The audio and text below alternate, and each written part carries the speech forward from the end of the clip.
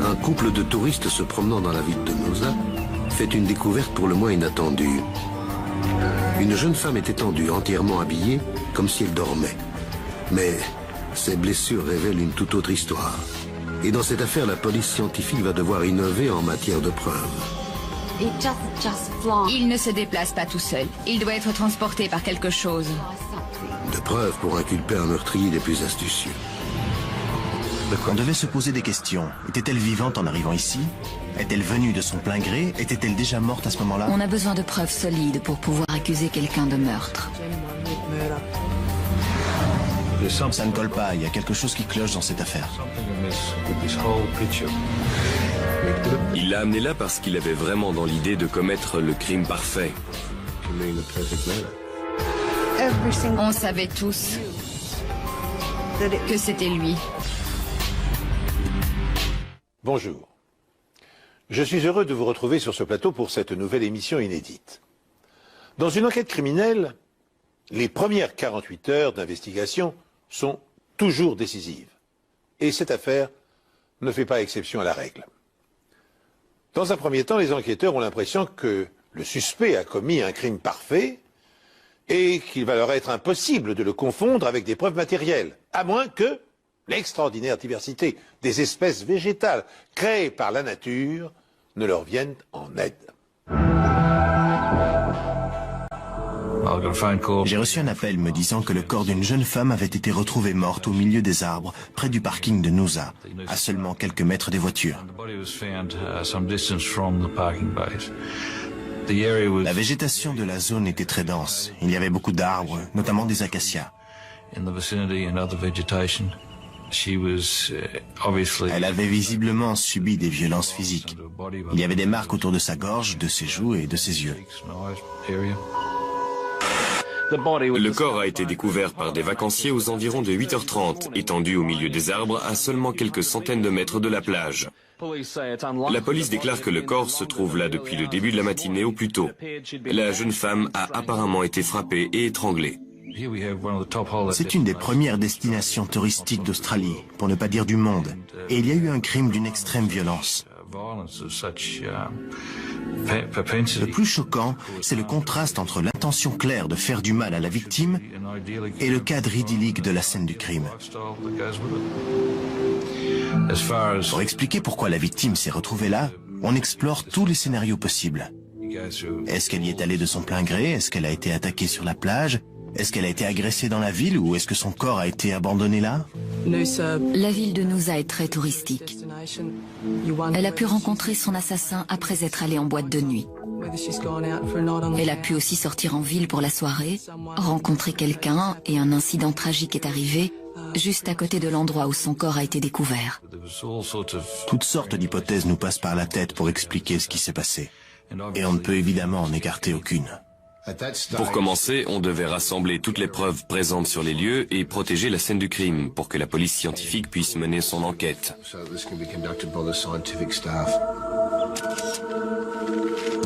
On a enveloppé et attaché ses mains dans des sacs pour que le légiste puisse vérifier s'il y avait des résidus sous ses ongles ou sur ses doigts. On a utilisé des bandes adhésives sur le corps et les vêtements pour prélever des fibres ou des cheveux appartenant peut-être à son agresseur. Examiner la scène de crime est une partie essentielle de notre travail. Pneus, empreintes, tout ce qu'on peut trouver. C'est un endroit recouvert de sable et c'est un environnement où relever des empreintes s'avère parfois difficile. Mais étudier la scène de crime est vraiment quelque chose de très important. Les enquêteurs relèvent de nombreuses empreintes de semelles de chaussures le long de la route qui mène à l'endroit isolé où le corps a été découvert. Ils prélèvent également du sable et des feuilles. Si le meurtrier peut être identifié et arrêté, ces éléments permettront de prouver sa présence sur la scène de crime. La priorité était d'identifier la victime. Elle n'avait aucun papier d'identité sur elle, mais elle avait plusieurs tatouages et des piercings aux oreilles. Les prénoms Michael et Corey étaient tatoués sur son corps. ce qui était bien évidemment une pièce précieuse du puzzle pour découvrir qui elle était. On a communiqué aux médias la description de la jeune femme et elle a été diffusée pour que des gens puissent la reconnaître ou essayer de l'identifier. L'enquête s'est heurtée à un obstacle quand la police a découvert que la victime ne portait aucune pièce d'identité. La jeune femme a entre 25 et 30 ans et les cheveux bruns à hauteur des épaules. Elle portait un jean rouge, un haut sombre et elle avait plusieurs tatouages.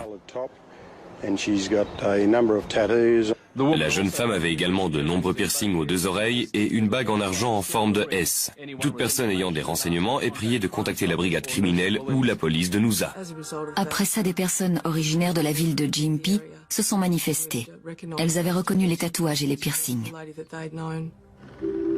Gympie se trouve au nord de Noosa, à 1 heure de voiture.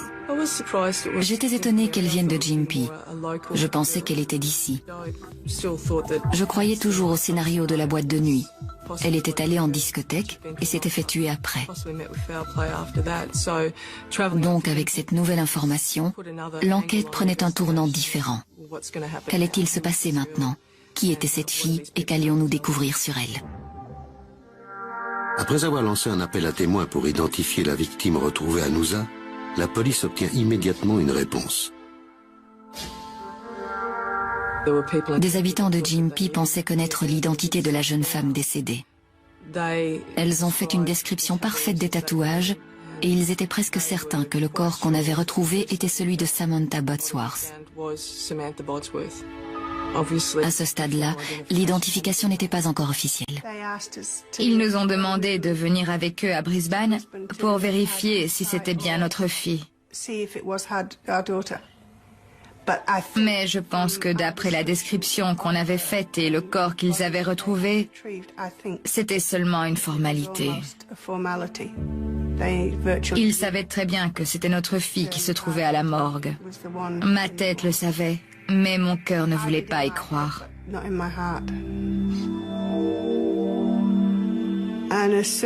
Et dès que j'ai vu que c'était Sam, j'ai eu envie de la serrer dans mes bras. Même si elle n'était plus là. Je voulais bêtement essayer de la réchauffer, même si je savais qu'elle était morte.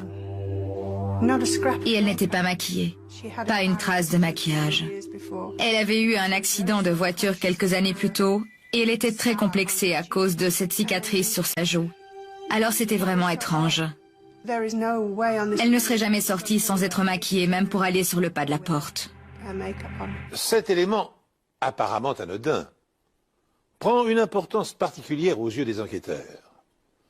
Sachant que Samantha ne se montrait jamais en public sans maquillage, que faisait-elle la nuit, à proximité d'une boîte de nuit et à 1 heure de route de chez elle? A-t-elle quitté son domicile de son plein gré? Ou l'a-t-elle fait sous la contrainte d'un agresseur? Est-ce que son assassin était une rencontre d'un soir? Je ne sais pas, mais ça ne ressemble pas à Samantha. Elle n'aurait pas fait ça. Ce n'était pas son genre. Elle aimait être avec les gens qu'elle connaissait et qu'elle aimait.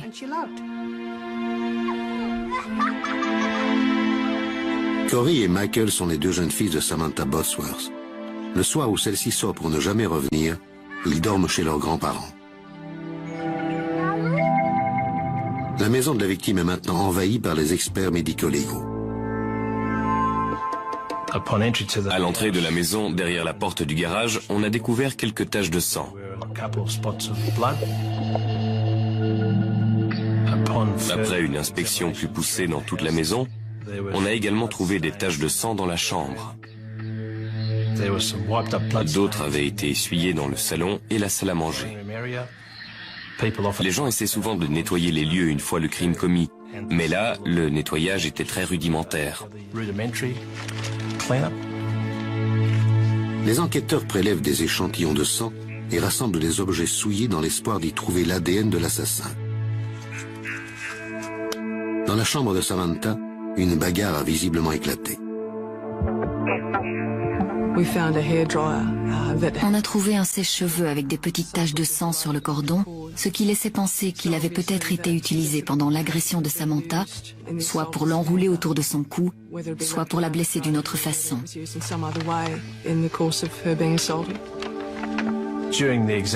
Dans la buanderie, il y avait plein de vêtements dans la machine à laver. On les a retirés et ils étaient tachés de sang.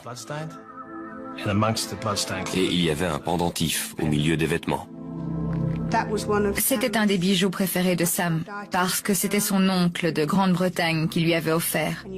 Et c'est une pierre qu'on ne trouve qu'à un endroit précis en Grande-Bretagne. Le plus intriguant avec ce pendentif, c'était que les parents de Samantha nous avaient dit qu'elle ne l'enlevait jamais. Même pour prendre sa douche ou nager, elle le gardait tout le temps.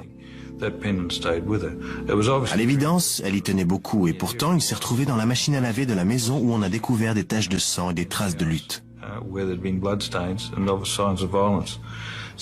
On a tout de suite vu que quelque chose clochait dans cette affaire.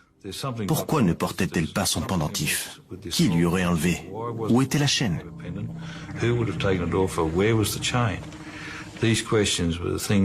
Il était essentiel de répondre à ces questions pour que l'enquête progresse. Bien que l'entrée de la maison de Samantha ne semble pas avoir été forcée, les enquêteurs retrouvent un pan de fenêtre posé dans le jardin.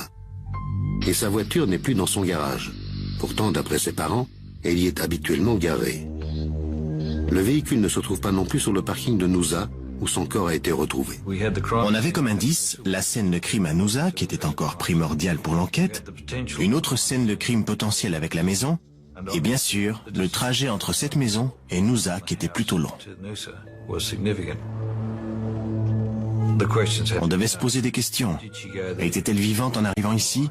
Est-elle venue de son plein gré? Était-elle déjà morte à ce moment-là? Tous ces scénarios constituaient autant de pistes à suivre et à explorer pour découvrir la vérité.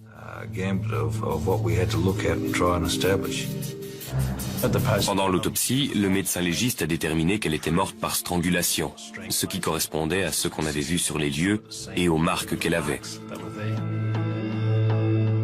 Les enquêteurs effectuent des prélèvements sous ses ongles. Si Samantha s'était battue, l'ADN du coupable s'y trouve peut-être. On avait de bonnes raisons de penser que les vêtements dans lesquels elle avait été retrouvée à Noosa n'étaient pas forcément ceux dans lesquels elle était morte. La police pense que les blessures de Samantha ont laissé des taches de sang sur ses vêtements. Pourtant, il n'y en a aucune. Quelqu'un a changé ses vêtements, ce qui montre que le criminel faisait tout pour ne pas être retrouvé par la police.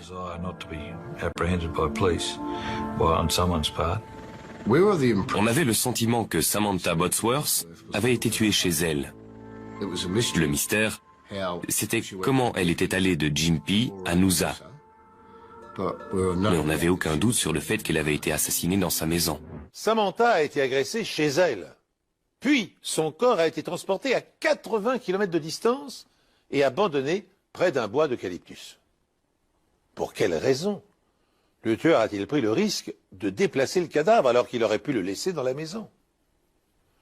La découverte du pendentif de valeur prouve d'autre part que le vol n'est pas le mobile du crime. Enfin, le fait que l'assassin ait pris la précaution de changer les vêtements de la victime pour faire disparaître les indices montre qu'il s'agit d'un homme méticuleux qui a prémédité son acte. Tandis que les experts passent la maison de Samantha au peigne fin, son ex-mari, Michael Botsworth, prend spontanément contact avec la police aussitôt après avoir été informé du drame par les médias. Je suis venu voir si c'était bien mon ex. D'accord. Dès que j'ai entendu Michael et Corey, c'est tout ce que j'avais besoin d'entendre. Et vous avez 2 enfants avec elle? Oui, j'ai 2 fils. Ils s'appellent Michael et Corey. Michael Botsworth a été interrogé au commissariat de Gympie. Il est venu de lui-même. Et il pouvait certainement nous aider dans notre enquête. D'une part parce qu'il avait des informations et d'autre part parce qu'il pouvait être considéré comme un suspect. On n'avait aucune preuve et à ce stade de l'enquête, on envisageait toutes les possibilités. Vous connaissiez Samantha depuis combien de temps? On est restés ensemble pendant 11 ans. Vous étiez encore ensemble? Non. Comment ça se passait entre vous? J'ai commencé à boire et on n'arrêtait pas de se disputer tout le temps. Donc elle m'a demandé de partir. Et j'ai déménagé à l'hôtel. Et c'était quand? Il y a 3 ou 4 mois environ. Quand avez-vous vu Samantha pour la dernière fois? Ça devait être juste après 17h vendredi. Hier. Hier. D'accord, et vous l'avez vue où à 17h? À l'hôtel Mount Pleasant. J'étais devant l'entrée. Elle m'a dit qu'elle avait laissé les enfants chez mes parents. Et je lui ai demandé si je pouvais prendre une douche chez elle. Elle m'a dit d'accord, pas de problème. À l'hôtel, le chauffe-eau était en panne. Je suis monté, j'ai mis tous mes vêtements dans un sac et je suis redescendu à ma voiture. Et je suis parti voir mes enfants chez mes parents. Pendant ce long interrogatoire, Michael Botsworth raconte en détail tout ce qu'il a fait pendant les 24 heures après avoir vu Samantha. À quelle heure avez-vous quitté le domicile de vos parents? Environ à 18h. Et je suis allé au supermarché. Pourquoi êtes-vous allé là-bas? Pour acheter des cigarettes. De quelle marque? Long Beach. Vous avez un reçu? Oui. Vous l'avez avec vous? Non, il est dans ma chambre. Vous vous souvenez de quelle heure il était? 18h40, 44. Comment vous le savez? C'est écrit sur le ticket de caisse. Je vérifie toujours les tickets de caisse. Vous avez regardé sur le ticket de caisse? Je vérifie toujours les tickets de caisse. Vous vérifiez toujours l'heure sur le ticket de caisse? Ouais. C'est le seul moyen d'avoir l'heure comme j'ai pas de montre. Je vois.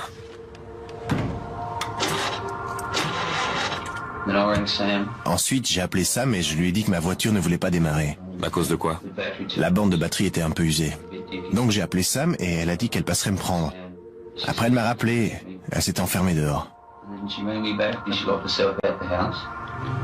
À quel moment?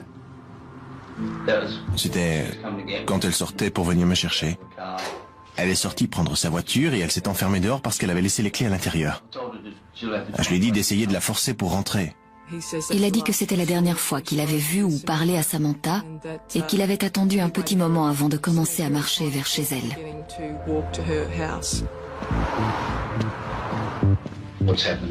Que s'est-il passé quand vous êtes arrivé chez Sam? Le garage était ouvert. Et il n'y avait ni la voiture, ni Sam. Personne. Il y avait de la lumière dans la maison? Non, pas de lumière.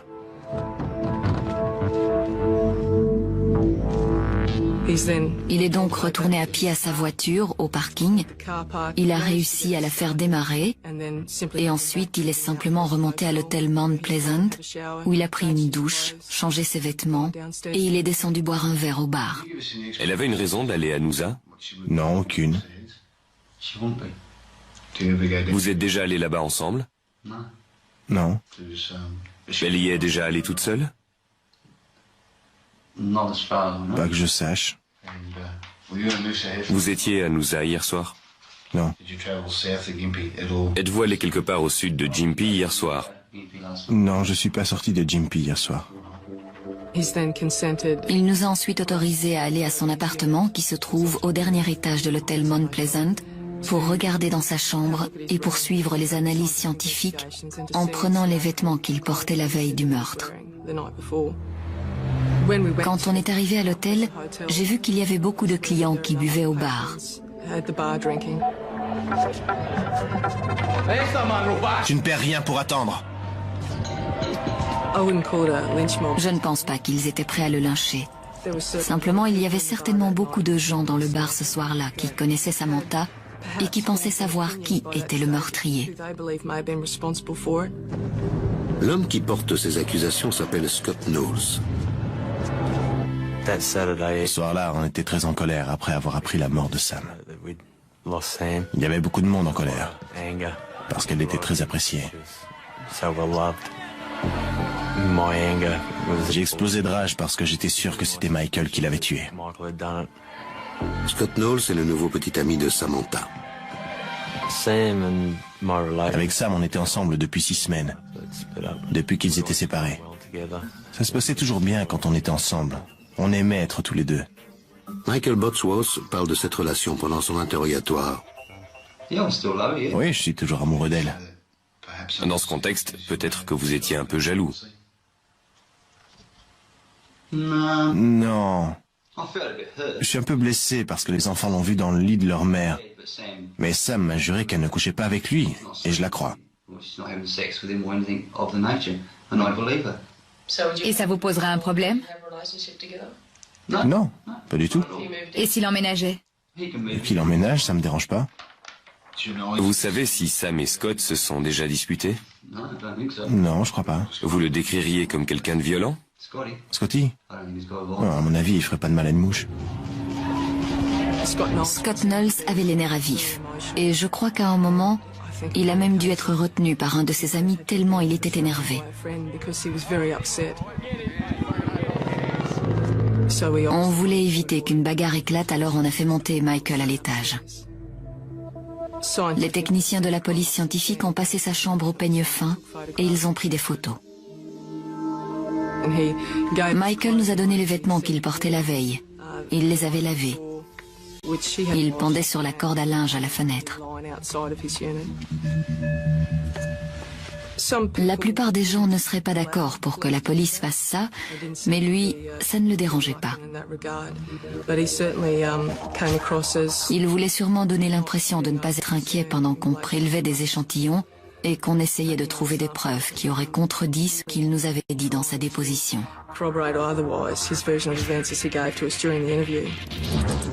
L'attitude agressive de Scott Knowles à l'égard de Bosworth et le fait que ce dernier ait mémorisé à la minute près l'heure inscrite sur le ticket de caisse du magasin intrigue les policiers. L'un de ces deux hommes serait-il le suspect? D'autant qu'en interrogeant Bosworth à nouveau, les enquêteurs découvrent un nouvel indice. Le vendredi soir, Samantha Bosworth, 29 ans, a quitté son lieu de travail, un hôtel situé à Gympie, pour rentrer chez elle. Mais elle n'est jamais arrivée pour retrouver son compagnon. Son corps marqué par les coups a été retrouvé près de Noosa par des touristes hier matin. Samantha travaillait à l'hôtel pour subvenir aux besoins de ses deux enfants âgés de 5 et 7 ans. Elle faisait également du bénévolat. Après 24 heures d'enquête, on avait la confirmation qu'il s'agissait bien de Samantha Bosworth. Et on avait deux principaux suspects, à savoir Michael Bosworth et Scott Knowles. Cela dit, Michael Bosworth était en quelque sorte un peu plus malin que Scott Knowles. Vous pouvez nous montrer vos mains? J'ai remarqué tout à l'heure que vous vous êtes coupé là sur le... Oui, je me suis coupé là. Cette coupure semble assez récente. Les marques nous intéressaient parce qu'elles avaient peut-être un lien avec le meurtre de Samantha. Et d'où ça vient? Du travail. Vous vous êtes coupé quand? Vendredi. J'en ai une autre là. Faites voir. Ah oui. On les a prises en photo. On a demandé à M. Bosworth s'il acceptait de faire une prise de sang pour des tests ADN. Il a refusé en disant qu'il ne supportait pas les aiguilles, mais qu'il voulait bien nous donner un peu de salive. Les enquêteurs attendent avec impatience les résultats des échantillons prélevés sous les ongles de Samantha afin de les comparer à l'ADN de son ex-mari. Pendant ce temps, les experts médico-légaux examinent la voiture de la victime qui vient d'être retrouvée sur le parking d'une discothèque de Gympie.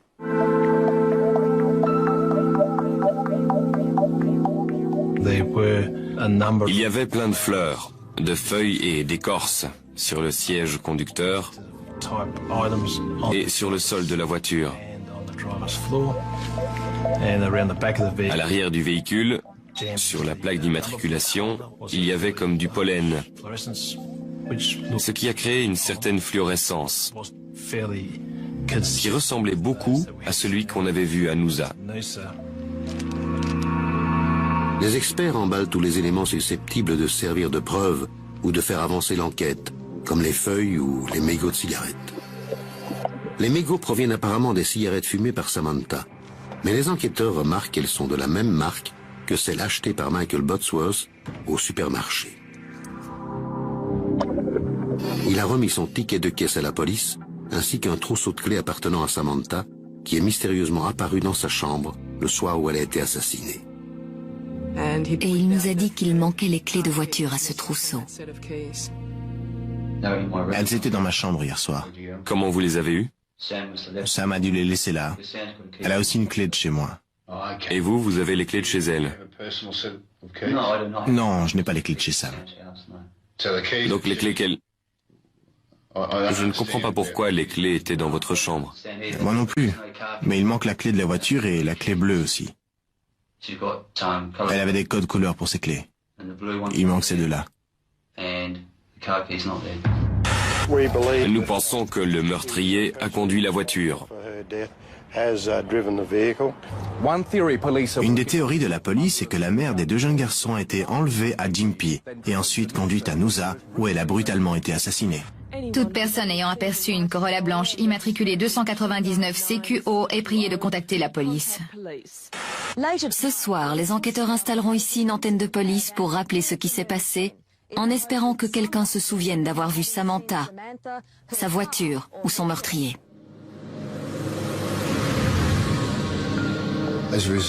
À la suite de ça, M. Higgins, un conducteur de poids lourd de la région, s'est manifesté.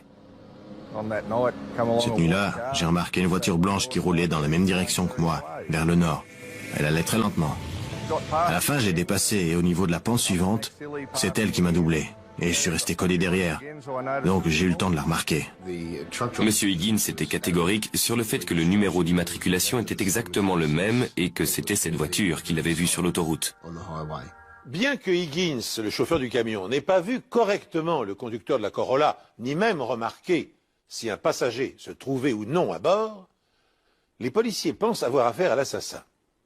En effet, qui d'autre aurait pu conduire la voiture de Samantha durant la nuit fatale, puis l'abandonner sur un parking de Gympie, après avoir déposé le cadavre à Noosa?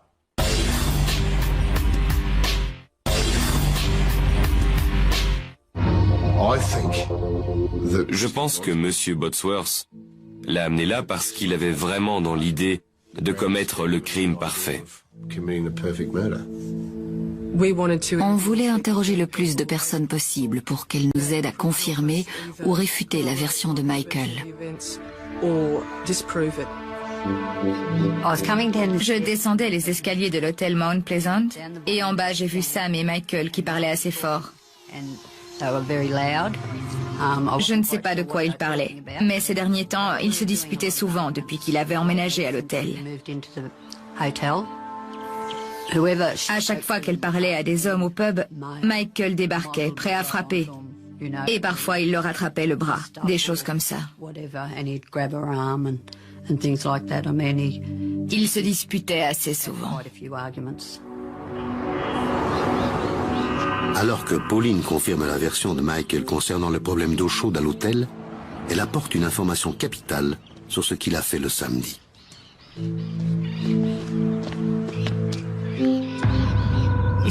Il m'a dit « Je veux faire une lessive ». Il ne faisait jamais la lessive puisque c'est Sam qui la faisait pour lui. Elle venait chez moi, elle nettoyait ma chambre et elle emmenait mes vêtements à laver. Ou bien, elle me demandait de les lui apporter. Et ce n'est pas le plus étrange. D'habitude, quand il a les enfants, il les emmène en balade, se promener. Mais ce jour-là, il est resté à l'hôtel toute la journée, à se demander où était Sam. Et ce n'est pas tout.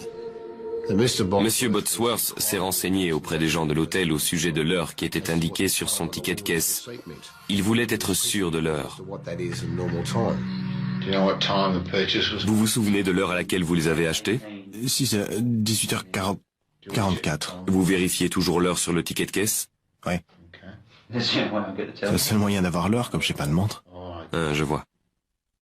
Je me suis dit que c'était très étrange qu'ils disent qu'il avait un ticket de caisse pour ses cigarettes. En général, on ne va pas voir les gens pour leur dire qu'on s'est acheté des cigarettes et l'heure à laquelle on l'a fait. De plus en plus d'éléments suspects s'accumulent. Le ticket de caisse, la lessive, la voiture en panne, l'aller-retour chez Samantha. Mais la police ne dispose d'aucune preuve pour contredire la version de Michael Botsworth. Il avait un alibi en béton. Ça nous a conduit à plusieurs hypothèses.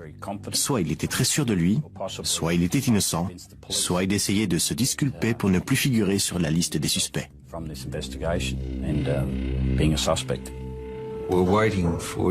On attendait les résultats de différentes analyses pour que l'enquête puisse prendre la bonne direction.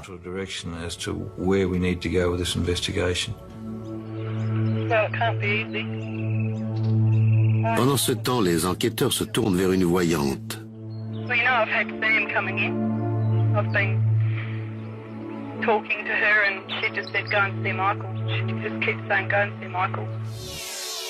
Une semaine après le meurtre de Samantha, la police a donc un suspect principal, mais aucune preuve pour l'arrêter. Plus les jours passent et plus la frustration augmente. On se sent impuissant, incapable de clore le chapitre d'une histoire aussi triste.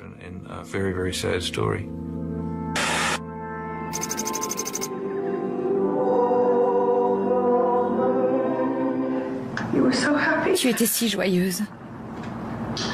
Et maintenant, tu nous as quittés d'une manière si tragique.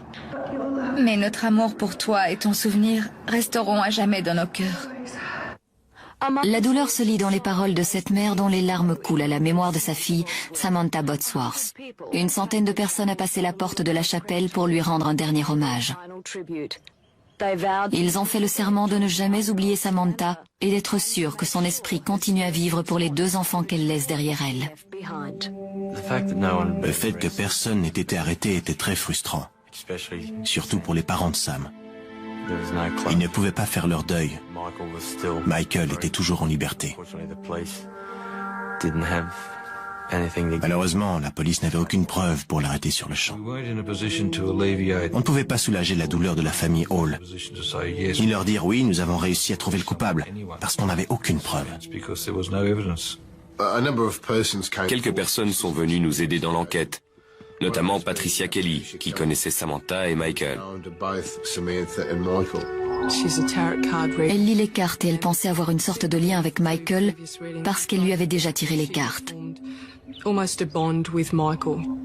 Elle était sûre que si c'était le coupable, il y avait une chance qu'il le lui dise.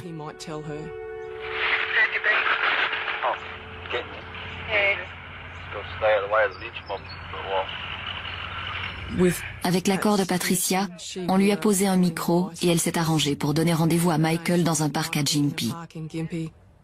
Elle voulait essayer d'obtenir des informations qui contrediraient la version qu'il avait donnée à la police et voir s'il avouerait avoir tué Samantha.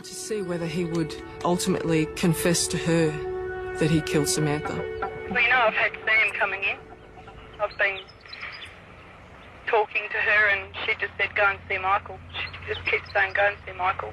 And I put the cards out and they weren't good. And it didn't look good for you. So whether it's nothing's been looking fucking good for me. So I know. But she keeps pointing the finger at you, Michael. I have to tell you that. And if you've killed Sam and you want to talk to somebody, you can talk to me. Pendant sa conversation avec Patricia Kelly, Michael Botsworth a maintenu sa version et rien de concluant n'en est ressorti. Il restait manifestement sur ses gardes. Michael, the problem is that you're under suspicion. What I've given them. Trouble is though, they can't find the killer. I've given them everything that they've asked for, apart from blood. But they gave me a cotton wool to chew on. Well, to get saliva or something. Yeah.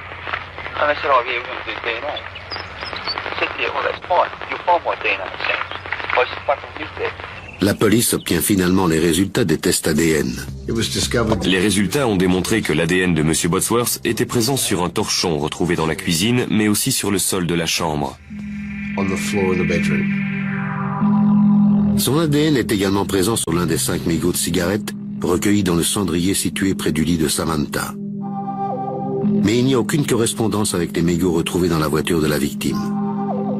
Quant au rapport d'autopsie, il est plutôt de bon augure pour les enquêteurs. L'ADN prélevé sous les ongles de Samantha était celui de Michael Botsworth. C'était évidemment un grand progrès dans l'enquête. On avait un élément concret pour dire que quelque chose s'était passé entre eux.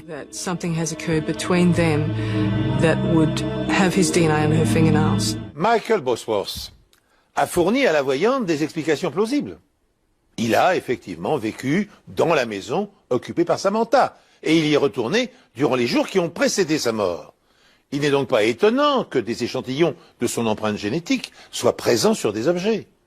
Des disputes fréquentes et souvent violentes peuvent expliquer aussi les traces de son ADN retrouvés sous les ongles de son ex-femme.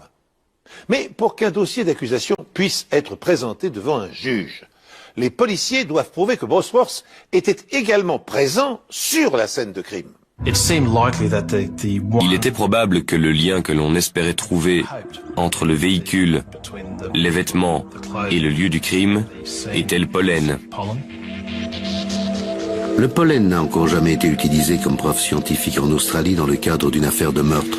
De plus, il a été utilisé seulement 9 fois dans d'autres pays. La tâche s'annonce ardue pour les enquêteurs. On a besoin de preuves solides pour pouvoir accuser quelqu'un de meurtre. On voulait être sûr d'avoir exploré toutes les pistes et d'avoir toutes les cartes en main pour prendre une décision, qu'on ait ou non réuni suffisamment de preuves pour inculper Michael Bodsworth. Cela fait maintenant 3 mois que Samantha Bodsworth a été assassinée. Malcolm et Lynette Hall ont engagé des procédures pour obtenir la garde totale de ces 2 enfants. Ils étaient convaincus que Michael Bodsworth était responsable de la mort de Samantha et ils ne voulaient pas qu'il ait la garde des 2 petits garçons. La garde a été confiée aux parents de Samantha. Et peu après, M. Bodsworth a quitté le Queensland pour s'installer dans le sud de l'Australie. Quand Michael Bodsworth est parti à Adélaïde après avoir perdu la garde de ses enfants, nous doutions vraiment qu'il soit un jour arrêté. J'étais terrifiée à l'idée qu'il s'en sorte, parce que ça voulait dire que je devrais vivre avec ça, et je n'étais pas sûre d'en être capable. Mais nous voulions essayer et laisser la justice faire son travail.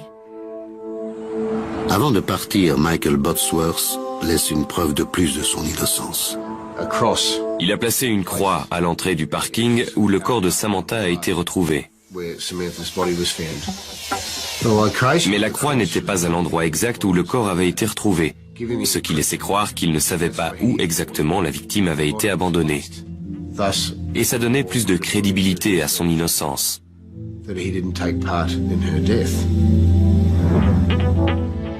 Le corps de Samantha Bodsworth a été retrouvé au milieu d'acacias fleuris. Les enquêteurs ont prélevé des échantillons et du pollen a été retrouvé à l'intérieur et à l'extérieur de sa voiture.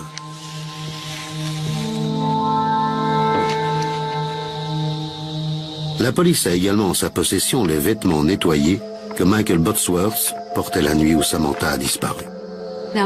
Mon travail était maintenant de découvrir si les échantillons de fleurs prélevés dans la voiture, sur les bandes adhésives et dans le filtre, étaient les mêmes que ceux prélevés à Noosa. Il y avait 2 arbres en fleurs quand le corps de Samantha a été découvert. Et l'un d'entre eux était vraiment très fleuri.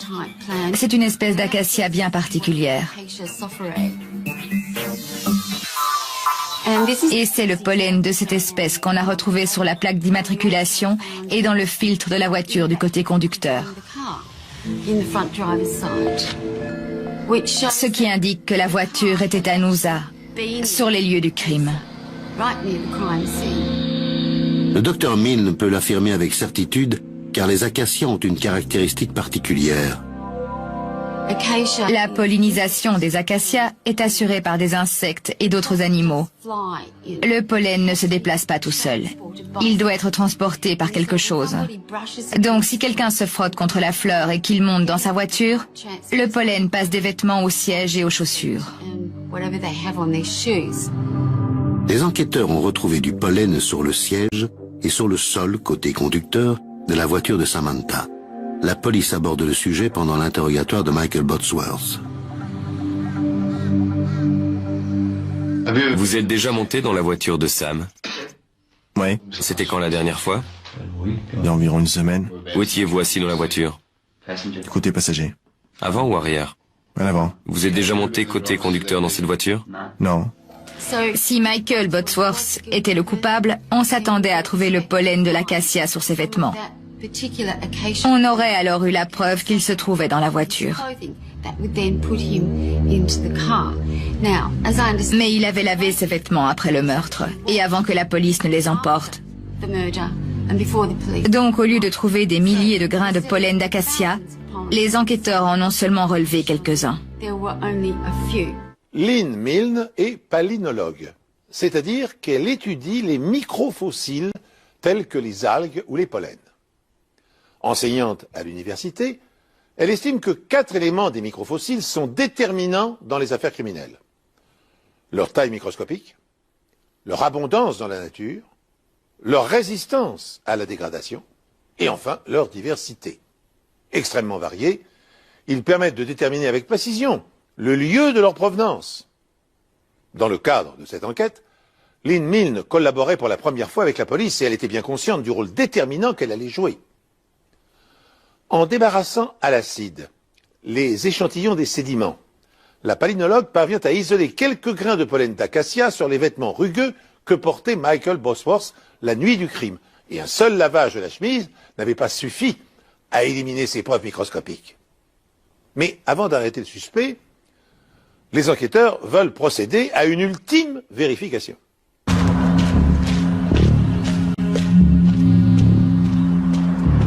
On a décidé de refaire le trajet que M. Bosworth avait dit avoir fait l'après-midi du meurtre.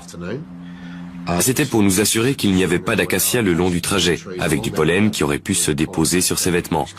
Si c'était le cas, il aurait eu une raison légitime d'avoir du pollen sur ses vêtements. Les arbres qui poussaient dans cette zone étaient bien en dehors du chemin, et aucune des espèces n'était fleurie à ce moment-là. J'ai pris du pollen des acacias de Gympie. Je l'ai étudié pour le comparer au pollen des acacias de Noosa. Et ils étaient totalement différents. On s'est rendu dans le sud de l'Australie pour parler avec M. Bosworth. On l'a rencontré à une station-service près de la plage de Christie's. Et quand on lui a dit qu'il allait retourner dans le Queensland et être inculpé de meurtre, il a paru très surpris et inquiet. Un homme a été arrêté à Adélaïde et inculpé à Gympie du meurtre brutal de son épouse il y a 8 mois. Le corps roué de coups de Samantha Bosworth, mère de 2 enfants, a été retrouvé dans les dunes de sable de Noosa. C'est sur le chemin du retour qu'il a souhaité nous en parler et nous dire la vérité. Comme on n'avait rien pour l'enregistrer, on lui a demandé de garder ces informations jusqu'à ce qu'on arrive à Maroochydore, où on avait l'équipement nécessaire pour pouvoir enregistrer sa déposition.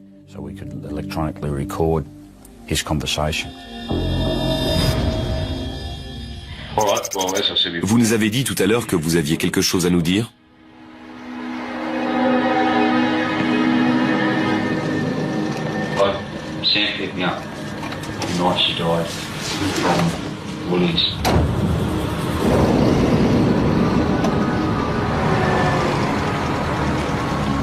We got back to her place because I didn't have a shower in it there.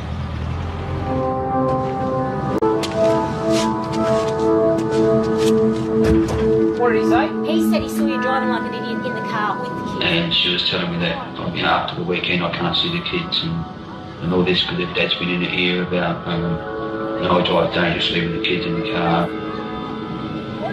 The kids, they mean everything to me. And then she said I couldn't see them. So I just sort of lost it. What do you mean you lost it? Well, I ended up strangling her somehow. I can't remember much about it. Monsieur Bosworth a ajouté qu'après avoir compris qu'elle était morte, il a paniqué et il a décidé de ne pas appeler la police. Il a préféré la cacher. Ensuite, il lui a enlevé ses vêtements et lui a mis ceux qu'elle portait quand les touristes l'ont découverte. There was marks on the top. On the white top, there was some marks there. She wouldn't go out like that. So I changed her. And what? She was going out. Okay, alright. No, she doesn't go out with these clothes on. She goes out, so I changed her.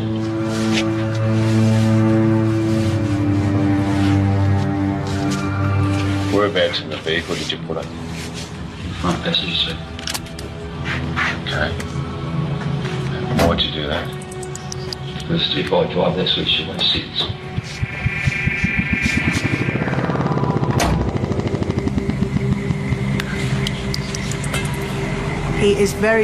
C'est quelqu'un de très fort mentalement. Et je ne crois pas une minute qu'il ait eu la moindre hésitation.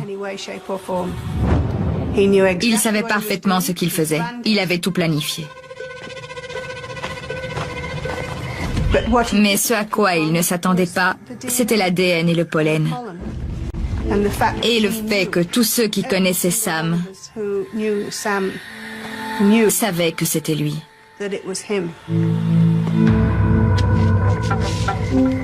Drove a car back to Igby. Parked the car